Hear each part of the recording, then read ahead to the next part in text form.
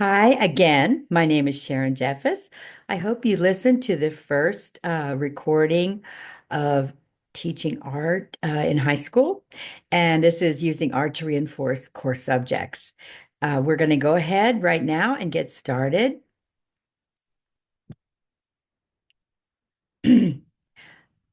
First things first, I think that using art and hands-on things to teach is really excellent. There's many good resources on, I think, learning about visual and kinesthetic learners.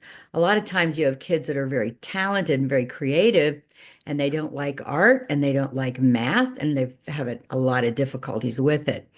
I recommend a book, The Way They Learn by Cynthia Tobias. There's many good ones out there, but you need to find your child, your teenager's learning style, and you need to teach to that learning style. I'm going to give you some ideas of how you can do this that are really fun. So we're going to look at some different things. Visual learners can verbalize like you can look at great masterworks of art, and that's what we're going to do. We're going to just do a little practice with that. And you can go through it. I really suggest that you go to your local art museum and that you maybe pick out 10 works of art that you can really study. Then when you go to the museum, you can have a lot of fun trying to find them and then have the older students sketch them. As far this is the Rocky Mountain by Albert Beardstadt. Albert Beardstadt pictured America, pristine America at the time of Lewis and Clark. He was a fabulous artist. His work prints are in galleries today. They're very popular. In art, you can see in atmospheric perspective. Things in the background get lighter and more distance, and things in the foreground are darker. You could study the Rocky Mountain topography and a little bit of geography about the Rocky Mountains. You could do a little bit of estimation. If a tree is this big, how high do you think one of the mountains might be? And you could do the habitat, some animals. You could do a little bit of research on in the early Rocky Mountains, the animals, the deer that you see in this particular picture. You could write a haiku poem about this particular picture, and you could read about just different things in the different course subjects that you could relate. It's very beautiful. Uh, and it is in the public domain, which means that you can use it. This picture, art pictures history before the development of the camera. You could read a verbal description and then you could look at a picture. And this changed so many different things.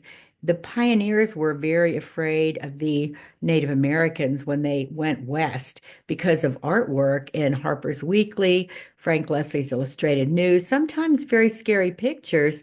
This is called The Abduction of Daniel Boone's Daughter. And as you can see in the foreground, you can see that the Native Americans are taking the young woman, and the red makes you look there first. That's the center of interest. And the sky is darker at the top and lighter at the horizon line. That's a little bit of atmospheric perspective artwork. The foreground is darker. Where's my light? You always want to think about light. Where's my light coming from in this picture? You can also think about where might this have occurred in geography. But I think the main idea is to remember the power of art. Cholera really killed many more Americans going out west than the Native Americans ever did. And yet there were no photographs and paintings about that because that just wasn't done. Now, science and art, I'm a homeschool mom as well. So my son took the bones and we boiled the bones of a couple of chickens and a rabbit. He boiled them down and created, wired and glued together a dinosaur and won a science competition, not an art competition, a science competition. Sir Richard Owen invented the word dinosaur. Before that, you can look at the dragons and a lot of times we would go to museums and research the dragons, and there's more. dinosaur eggs found in China. There's different things, just really fun for a research paper on dinosaurs and the beginning of dinosaurs. Charles Knight was the first dinosaur artist to sculpt and paint dinosaurs, and here is one of his pictures. In science, of course, there's many, many. I have books teaching science through art, teaching English through art, teaching history, etc. But there's many different projects in science that you can do. You could study the diatoms and then do an abstract painting. Da Vinci's inventions of today, my husband and my sons actually built and carried it around for a while, a helicopter, a replica of Da Vinci's helicopter. Da Vinci, of course, was a scientist slash artist, just a genius. Artists who were, many people don't know that in the beginning of America, Robert Fulton was an artist and actually studied painting in England with Benjamin West. He was considered the Leonardo da Vinci of America, but most people just remember him for inventing the steamboat. Samuel Morse had a picture up in the Congress, a painting. Of course, he's remembered for Morse code. George Washington Carver was a brilliant and wonderful artist. Oh, and such a scientist, such a great man. And he was a scientist artist. Rufus Porter, who founded Scientific American magazine. He was also a very, very amazing artist. Audubon's birds were actually science and art because he had the birds in his natural habitat. So you could study a particular bird and look at Audubon's paintings, get an idea of the habitat of the bird. Now, science and art is a catalyst for invention. And one of my sons actually, he invented a product called sawdust clay, and actually Rainbow Resources carried it for a while. But we had a lot of sawdust and a lot of lumber mills, etc. And he took it and he tried to make a clay. Folk art, sawdust clay dolls were very popular in early America. They would take the sawdust and put some flour in it and create a folk doll. Uh, so he invented a product and then he decided he was going to market it. And well, about 14, 15 years old, and he did pretty well. And then, of course, other things stepped in and piqued his interest more. Purchasing broken mechanical items at a yard sale and letting your kids fix them is really a lot of fun and hands-on, and something that science and invention and art really go together. Now, math and art, you have geometry. The Raphael School of Athens is a mathematical wonder that scientists have studied.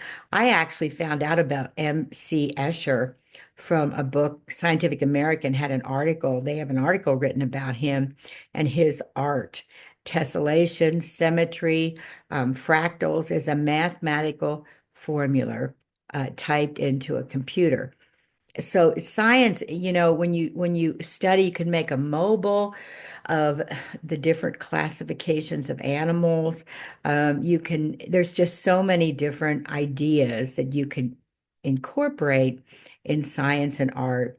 And the great, unbelievable genius, Einstein said, imagination is more important than knowledge. And when you put a scientific theorem together, you know, you're putting something together and you come out with what you think is true. We don't know if it's true with a lot of things, but we theorize that it's true. In art, you put a lot of things together, original, and you come out with a finished product, which is similar in a way. Literature and art, we have oh, and I wanted to say one more thing with math and art. You can do recipes. It's like if you were baking a cake and you were to, number one, you would you would actually read about it. Number two, you could watch it, how to do this. Number three, you could actually bake the cake. And number four, you could teach someone to do it. The idea is using art to reinforce core subjects is instead of just reading about it and even just watching about it, you actually do it. And it really helps you to remember. And the great thing is, it's very much of a catalyst for these real creative children, high school kids, to really have some freedom in their learning. If you think about it, everything in the school day is very precise. There's only one period, a place that a period goes, and commas. And, you can't be creative with English, or you can't be creative with the answers to a math problem. You can't be creative with history and what date is correct or things in history. You can be creative with art. So these kids that are creative, the more you allow them a little bit of freedom, the more they're going to enjoy it and the more they're going to remember. Now, literature and art, you can read the journals of Catlin and the journals of Lewis and Clark. Catlin was an amazing artist who left everything. And he saw some Native Americans going by, and he left everything to picture them in art. And you can research his journals. And he actually told many wonderful stories. He pictured the Mandan Indians there were no more Mandan Indians left. If we didn't have his records of some Native Americans, we would never even know how they lived or what they were like. And he tells wonderful stories, like he told the story of a Chief White Cloud who was he rode into camp on his horse named Charlie, and he started drawing the tribe, and Chief White Cloud got, according in the journal, got very angry with him and wanted to have him killed. And he said, "Mighty Chief, I was practicing with all these other people only to do your picture." And so he ended up painting Chief White Cloud. And in his journal, it's delightful. He says, that the Indian actually loved it and would just sit looking at it. And so it was very successful for him. But reading a journal is a great way to be able to understand history and writing and art. Creating a journal, and you should do a nature journal if you want to. I really encourage all young people to write books. And writing a story is so exciting. If you can do the art with it, we have artists like Norman Rockwell. He pictured America in the 30s and the 40s, and so many stories you could write. Just looking at one of his masterworks of art, an assignment could be, I would like you to do a story around this particular picture. And it would be a really fun thing to do. You can write it, you can do a video of it, phones are very sophisticated now, and you can actually make video very easily. Scratch is a program, Scratch, it's free, and you can actually do animation. It will teach animation. It's from MIT. And you can go on there and you can do animations, literature and art. Again, fairy tales are literature and art. Fairy tales, I was reading how Snow White started in one way and evolved, and it hasn't been real successful today. But fables, the ant and the grasshopper, you could write something similar to a fable and do that and then illustrate it. But when you have children and students, of course, these are older high school students that are visual and kinesthetic learners, the more they can be on their own and create something, I believe, the better.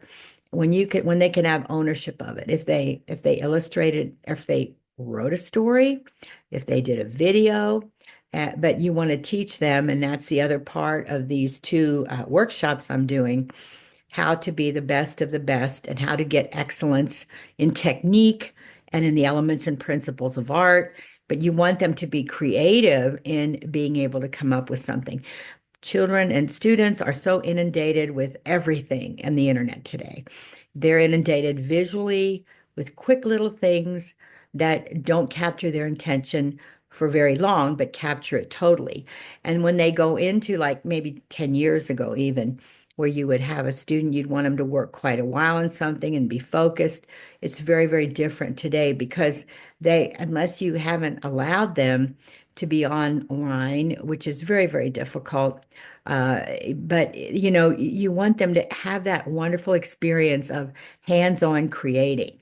Pull them away from anything rote. On my belief, it's the best way to teach because you want leaders. You want you want students that can think and that are not mind numbed to creating and to coming up with things and to doing hands-on things.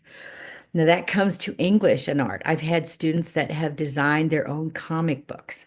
A really fun thing to do is to go perhaps into a rest home or interview somebody. Journalism is fantastic. You can go into a rest home and do a portrait of an older person and talk to them, and then do, you can do a character sketch of them. You can write about it, and the great thing, I think, is being able to be published. If you have something that a student is very concerned about, teaching them how to write correctly. And I was very fortunate. I got my degree at John Brown University in art education, and then went to University of Arkansas and finished up on the English part of it. And because communication is verbal and it is visual. And so we want our students that have this message to come up with with the technical ability to be able to do it and do it well. So designing a comic book is a great idea. You can illustrate a paragraph of how to do something. There's expository paragraphs. You can develop an advertising campaign for a local business. You can create their logo. And you can write an article and try to get it published. These are pictures now of a comic book. These are pictures of the journal of Lewis and Clark. They drew animals and things that they saw in the journal. I want to encourage you to look up uh, Catlin, the Western artist, the Native American artist. Look up his journal, look up Lewis and Clark's journal, read parts of it. It's really very easy, and it is in the public domain. When you have a comic book and you want to write, like I remember Hank the Cowdog, a gentleman, very, very famous. My son learned to read on those books, but a gentleman wrote them about a real ranch experience that he had. Garfield the cat was a real cat that um, the creators actually did a thing about the cat. So if you have a pet, you could write about your pet as well. Uh, Arthur Rackham, he illustrated many, many books at this time period, and you can learn an awfully lot. Here's Alice in Wonderland, and he was a wonderful, wonderful illustrator. So art and English and literature really go well together. Astronomy and art. I knew an artist that she sold her work, and she would do things like this, a nebula. She would do beautiful, beautiful pictures in outer space. And when you're teaching uh, positive negative space and you do pictures on black, you can get very, very easily to do fabulous, fabulous pictures with that. And we also have this is Galileo's very first pictures ever of the moon. And of course, Galileo drew the moon. And you can have students make a telescope. I have a YouTube channel and also a Google Classroom that has all of this with all the Using Art to Reinforce Core Subjects books there that you can actually look at. And you can get lots and lots of lessons from these books. It's $25 a month to join, and that's without my mentorship, or $50 a month, and I will be there for you to help you with whatever you need. But the books and the lessons are there. Many of them are recorded. Now, American history and art, before the development of the camera, we really wish that we had had a photograph of the signing of the Declaration of Independence, but we had Trumbull the artist sitting there and actually doing a painting of it, of the great men in American history. We have many wonderful American artists that actually did this. Gilbert Stuart. Now, there's pictures by different artists of George Washington. And I remember there's several different artists that did him. This is Stuart's picture of George Washington as a statesman. And you can see in the background, we see the column. We see the things that make him look like he has a cravat around his neck, the things that make him look like President George Washington. We also have pictures from artists of George Washington as a warrior, sitting on a horse or standing beside his horse. And we have a picture of him at the House of Representatives and the Senate, and he is taller. He's a very tall man. So, and it just the artist painted him so that we would get an idea of exactly what he did look like. And it's a very, very interesting picture. Now, we have Remington and Russell, and they pictured the American West. Not only did Remington draw and paint the American West, he also did sculptures, very wonderful sculptures. And in sculpting, you can use terracotta clay and you can use beeswax. And he did wax, and then he would do a bronze. And it's really, really, really fun to do that, to do sculpture. Remember, drawing and painting is art you look at, sculpture is art you walk around, architecture is art you walk through. Fashion design, Edith Head, you can just study the history of fashion design. And again, these are things that I have on my YouTube channel and also in my Google Classroom that you can look at. But all of these things are art. It's not just drawing and just painting. There's much, much more to it than that. But when we want to look, Remington had fast eyes. They say he had fast eyes. There was another artist that saw it, but he could see as a horse was running that there was a moment in time when it had all of its legs off the ground. And until the invention of the stop motion camera, it really wasn't proven. And then they saw that it really was true. And he did horses that way.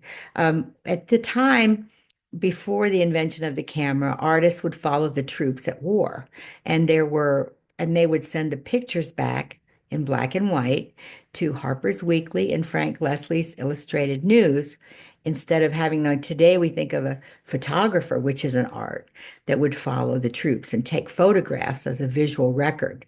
At this time, the photography wasn't really going as well.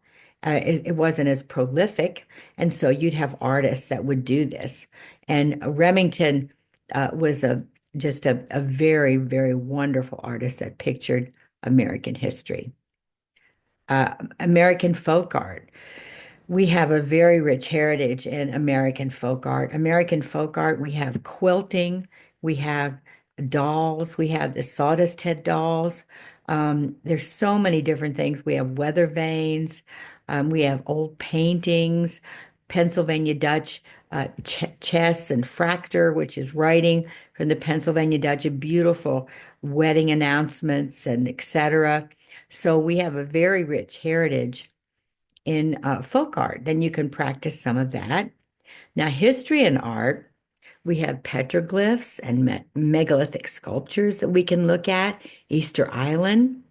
We have artists, Vermeer. We can just look at a beautiful Vermeer picture and get an idea of the quiet and the beauty and what people wore, what they had on their walls. You know, when you're a movie maker and you're a costume designer, you're a set designer, you go look at paintings and history and you get an idea of what the people wore and actually what they look like. And I know that I remember listening to The Wizard of Oz, of course, and in the early beginning of movies, it was very interesting because special effects, they actually had the horse of a different color and they colored that horse with jello. And so when you're thinking about it's very historical, you can watch movies in history and get an idea of what early America was like. One thing I really didn't mention was a science fiction, and we have many wonderful early science fiction books. And in fact, 20,000 Leagues Under the Sea, interestingly enough, was, of course, about a submarine called the Nautilus and about a sea monster. And the sea monster, if you look at it very carefully, and I've got a lesson about this on my YouTube channel as well, but uh, it would look like a huge, gigantic squid or something with an eye, a really large eye, etc. Well, Disney made the movie of it, and they did this large sea monster, with an eye a foot long. And in the 70s, they actually discovered there was such a thing as a giant squid. Guess how big the eye was? And amazingly enough, it looked a lot like that. So uh, it looked like the monsters the sea monsters that the artist had created. It's like dinosaurs are wonderful, but do you know what?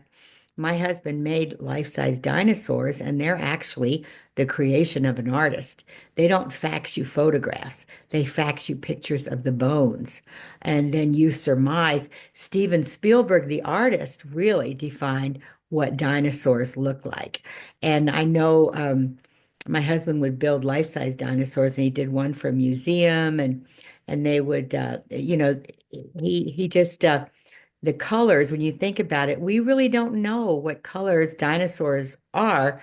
They did them mainly the size of the colors of lizards. But when you think about it, look at the beautiful poison dart frogs that are beautiful colors. So we really don't know. Artists have defined what they really look like. So you could have a really fun research paper or pictures and defend why you think that they were pink or something like that. Um, and illustrating great works of art, Charles Dickens was illustrated, the Canterbury Tales. We get a picture of what life was like in a variety of historical periods.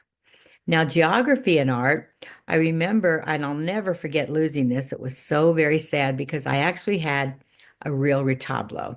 A retablo is like a little box that has a picture, usually of the Bible in it, that the priest would carry from church to church in the time of the Renaissance and later. They didn't have, people couldn't read and write. So they would listen and they would look at these beautiful pictures of the Bible, and the priests would talk to them. And the great thing was you'd have these triptychs and like the Eisenheim altarpiece, different things in history that the people would be able to look like, and they would get the gospel. And so in Mexico and in early America in the South, priests would be able to carry a small retablo. And I had a beautiful one. Mine was of the Nativity, and it was just so beautiful.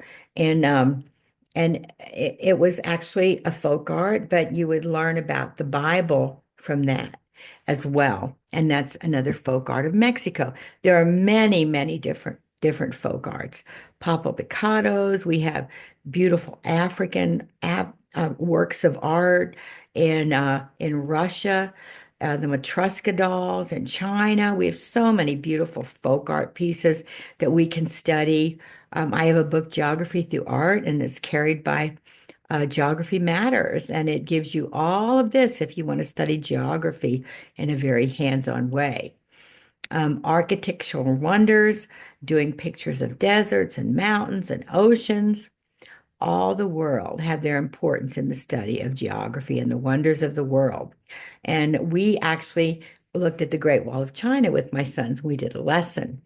And so we were going to build the Great Wall of China.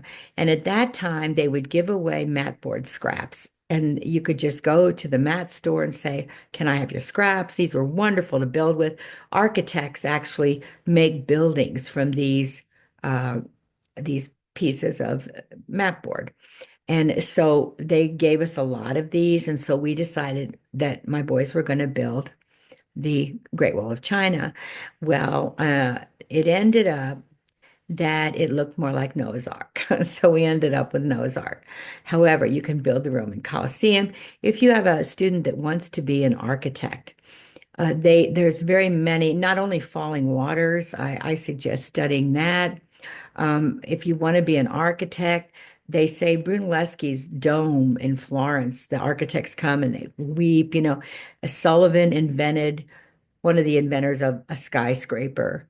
And his Wainwright building in St. Louis is supposed to evoke great feelings from architects. It was one of the foundational buildings. You have Art Nouveau, you have Art Deco, you have students that would be interested. perspective, this is linear perspective, very mathematical, very different than atmospheric perspective. If you gravitate towards this, you might consider being an architect or an industrial designer because doing cityscapes and they say it's very important to learn how to do this, especially well in comic book art when they're in the cities and Batman is going from place to place or just whatever. It's really important to be able to know these different things. My son's also built the Roman Colosseum, which kept very in good order for quite a while. You can find pictures like this at different places of the world and combine them with history and combine it with geography. Again, I wanted to read a couple quotes and then if you have any questions, please email me. Again, I want to help in any way that I can. I really want to encourage you to allow your students to be creative. I think, especially in the world we live in today, that's a very good thing. We have a body of knowledge. How we learn it is different. Some people learn really well musically, and some people excel with a workbook. Other people, there's no way. I would have never succeeded with a workbook. I hated workbooks. I didn't like them. Uh, but I did like the creative aspects, and you can learn in, again, different ways. George Washington said, "It is impossible to govern the world without God. It is the duty of all nations to acknowledge the providence of Almighty God, to obey His will, to be grateful for the benefits, and humbly implore His protection and favor." And so when we learn studying George Washington is such a great thing to do, like studying great people. One of my very favorite things is to the quotes from Teddy Roosevelt are amazing, and studying Teddy Roosevelt and his time in history and his the man in the arena what he said about that is probably one of my favorite things. I love reading that. Churchill, what time did he say, never give up, never surrender? Um, George Washington was a great man of God. And if you read his quotes and rules of civility, you get a really great feeling of what our foundation of our country is. And you're learning literature. You can do the art part of it, study the artist. It's interesting. We had an artist that did him several times. Artists would lament because he did have very bad teeth. And he his gums would swell and everything. And there was even someone that made him elk's teeth set in lead. That, it was just a challenge for him. But there's another story about him and how he was leading the fight on his horse. And I'm just giving a general this. I encourage you to actually go to the exact thing, type it in, and it will tell you exactly what happened. But apparently he was in a battle and he was the leader, and so the Indian tribe, Native American tribe, was trying to take him out and shoot him, and apparently they couldn't do it. That the chief was very frustrated because at the end of the battle he had bullet things in his coat and everything, but it didn't hurt him, and later on, the right before he died, apparently the Indian chief wanted to come and see George Washington, and he called him the man that the Great Spirit would not allow to die. And he just couldn't, he wanted to see him before he died. So he had, I believe, the protection of God upon him. So again, I always don't be discouraged, don't give up. I always think about Thomas Edison. Of course, there's no substitute for hard work, he says, but I haven't failed. I've just found 10,000 ways that won't work. I've heard that he tried 1,000 times, over 1,000 times to invent a light bulb. He didn't give up. And I think one of the things that you can teach is not to give up, to have that tenacity. I think it's the Fawn says you have to have tenacity and kindness, very, very important things to succeed. And I want to encourage you, education should be fun. In my opinion, allowing kids to do hands-on projects, if that's their learning style, will change their life. If they are very creative, you can try some of these different methods and see how that works. I have I have a really fun place at Montauk State Park, and I have a camp. I'm gonna do, camps, and it's like going back to the 30s and 40s, and I've collected all this stuff. It's so much fun, and I think that allowing kids to experience different things like that is awfully good for them and get to see how it was like when grandma and grandpa were young and exactly what they had to do. And anything that they do, it's a good thing. Like if you take them someplace special, let them write about it and let them take a sketch pad. And again, I hope that you will enjoy this lesson and you can email me about any questions that you might have. And I encourage you, again, I do have that the YouTube channel and the Google Classroom that has pre-recorded and the books and everything, $25 a month. Or if you want my mentorship and help, it's $50 a month, and I will help you any way that I can. You moms that really would like encouragement with this, I'd be happy for free just to talk to you about it and give you some ideas because I know that some kids that are very creative they have a lot of problems with the core subjects with school. But I think once you can push that one button that they know that they're going to get to do this, they're going to get to be creative, they're going to get to do something that they really want to do. It can be a catalyst for everything. And I think that you're gonna it'll just make them a lot happier, I think. Well, thank you so much for listening. And again, using art to reinforce the core subjects. And thank you again so very much.